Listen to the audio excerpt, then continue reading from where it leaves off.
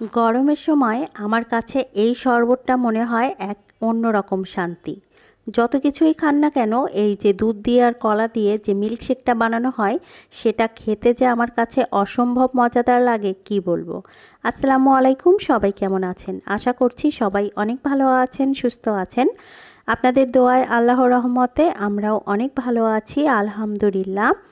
আজকে ঠিক দুপুরবেলায় বাসায় আছি মানে দোকান থেকে একটু বাসায় এসেছি, আর একটু পরে আবার দোকানে চলে যাব। তারপর ফ্রিজে দুধ রাখা ছিল, আর কলাগুলো দেখছি একেবারে পেকে গেছে। তো এই রকম পাকা কলা তো আর কেউ খেতে চায় না, যার কারণে ভাবলাম যে কলা আর দুধ দিয়ে একটু মিল্কশেক বানিয়ে রাখতে তখন দেখা যাবে সবাই কিন্তু মজা করেই খাচ্ছে। যে ইথিকা পাকা কলা খায় না, সে ইথিকাও কিন্তু এই যে আম আর কলার মিল্কশেক খেয়ে নিচ্ছে। তারপর এই তো রংপুর থেকে এখানে পেটিস এনেছিলাম। এই পেটিসটা আপনাদের ভাইয়ার আর জিহাদ বাবুর খুবই পছন্দ, যার কারণে রংপুর গেলে কিন্তু এই পেটিসটা আমি কিনে আনি। আর এবার যে পেটিসটা কিনে এনেছি, এবারেরটা এত মজা লেগেছে, আমিও কিন্তু বেশ কয়েকটা খেয়ে নিয়েছি। আমার কাছেও খেতে বেশ ভালোই লেগেছে। ভাবছি যে পরের বার গেলে আর একটু বেশি করে আনবো ইনশাআল্লাহ। আর এখন আমি এখানে একটু রান্না করে নিব। আজকে বেশি কিছু রান্না করব না, আজকে একটু মাছ রান্না করব।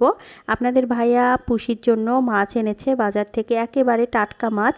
তো ভাবছি যে ওখান থেকে একটু মাছ রান্না করব। প্রথমে ভেবেছিলাম যে অন্য মাছ রান্না করব, ফ্রিজে রাখা আছে। তারপর যেহেতু দেখলাম যে টাটকা মাছ, আর আমার কাছে মনে হয় যে যত দামি ফ্রিজই হোক না কেন, ফ্রিজে রাখার আগে যে টাটকা মাছটা আনা হয় সেটার যে স্বাদ, সেটা কিন্তু আর পরে পাওয়া যায় না। সেই জন্য যত তরকারি রান্না হোক না কেন বা রান্না করা থাক না কেন, যদি আমি দেখি যে আপনাদের ভাইয়া পুষির জন্য টাটকা মাছ এনেছে, সেখান থেকে কিন্তু কয়েক পিস আমি আমাদের জন্য রান্না করি। আর যেহেতু পুষি সবসময়ের জন্য ভালো মানের মাছটাই খায়, এটা কার্ফু মাছ। পুষি কিন্তু কার্ফু মাছ, রুই মাছ, কাতল মাছ, এগুলো মাছ ছাড়া একদমই খেতে চায় না। আর ছোট মাছের মধ্যে যদি বলেন, তাহলে ছোট মাছের মধ্যে খায় সরপুঁটি মাছ, আর বড় বড় যে মুসা মাছগুলো থাকে ওগুলো খায়, তা না হলে অন্য কোনো মাছ সে খায় না। আর ওর সাথে সাথে কিন্তু আমাদেরও সেম একই মাছই খাওয়া হয়। তো আজকের মতো এখানে আমি মাছটাই রান্না করে নিচ্ছি, আর বেশি কিছু রান্না করব না। একে তো প্রচণ্ড পরিমাণ গরম পড়েছে, গরমের সময় তো রান্নার কাছে একেবারেই আসা যায় না। একে তো দোকানে কাজের চাপ, প্রচুর পরিমাণ ভিড় থাকে, তারপরে আবার বাসায় আসার পর দেখা যায় রান্না তো করতেই হয়। আসলে সবার কথা কি বলবো, আমি আসলে বেশি ভেজাল করি খাবার দাবার নিয়ে।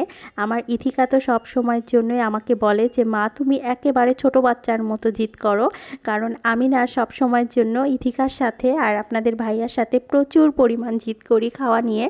যেমন এটা খাবো না, ওটা খাবো না, সব সময়ের জন্যই এমন করি ওদের সাথে।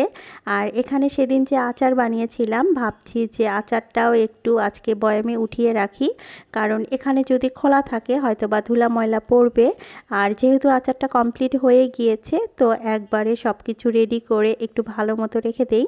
আচারটা বিশেষ করে আমার তৈরি করা হয় আমার জিহাদ বাবুর জন্য, যেহেতু জিহাদ বাবু একটু খাবার নিয়ে বায়না করে। আর যদি ডাল রান্না করা যায় তাহলে কিন্তু জিহাদ আচার দিয়ে ডাল দিয়ে খুবই পছন্দ করে। আর সাথে যদি একটা ডিম ভাজা করে দেওয়া যায় তাহলে তো আমার ছেলের আর কোনো কথাই নেই। আসলে জিহাদ বাবুর কথা মাথায় রেখে এই আচারটা আমার বানানো, যেহেতু সবাই খাবে, কিন্তু মূলত আসলে জিহাদের জন্যই বানানো। তো আমার ভিডিওগুলো যদি ভালো লেগে থাকে অবশ্যই লাইক কমেন্ট শেয়ার করে দিবেন। আর যেহেতু সামনে ঈদের সিজন, ব্যস্ত থাকবো, সবাই কিন্তু আমার পাশে থাকবেন। শেষ করছি, আল্লাহ।